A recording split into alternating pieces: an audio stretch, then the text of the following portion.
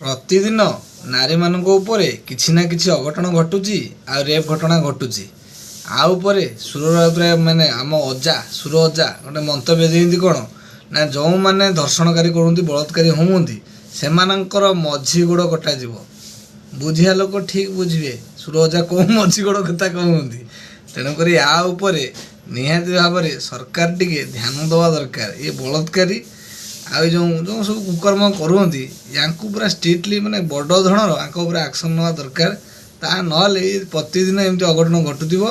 ସରକାର ଦେଖିକିରି ନ ଦେଖିଲା ଭଳିଆ ଯେଉଁ ବାହାନା କରୁଛନ୍ତି ଆଉ ମିଛ କାନ୍ଦଣା କାନ୍ଦୁଛନ୍ତି ଓଡ଼ିଶାର ଜନସାଧାରଣ ଦେଖୁଛନ୍ତି। ଆଉ ଆମ ଆଇନ ମନ୍ତ୍ରୀ କରୁଛନ୍ତି କ'ଣ? ଯେଉଁ ଭୁବନେଶ୍ୱରରେ ଯେଉଁ ଘଟଣାଟି ଘଟିଲା ଥାର ଚଢ଼େଇ ଦେଲେ ସେ ମା ପିଲାଙ୍କ ଉପରେ, ସେ ମରିଗଲେ। ପୋଲିସର ହାତ 3 ଦିନ ହେଲାଣି ଖାଲି।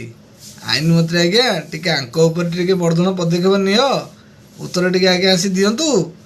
ଓଡ଼ିଶାର ଜନସାଧାରଣ କ'ଣ ଭାବିବେ? ମୋହନ ସରକାରଙ୍କୁ କାହିଁ ବ୍ଲେମ୍ କରାଯାଉଛି? ପୋଲିସ ପ୍ରଶାସନ କାହିଁକି ଆକ୍ସନ୍ ନେଉନି?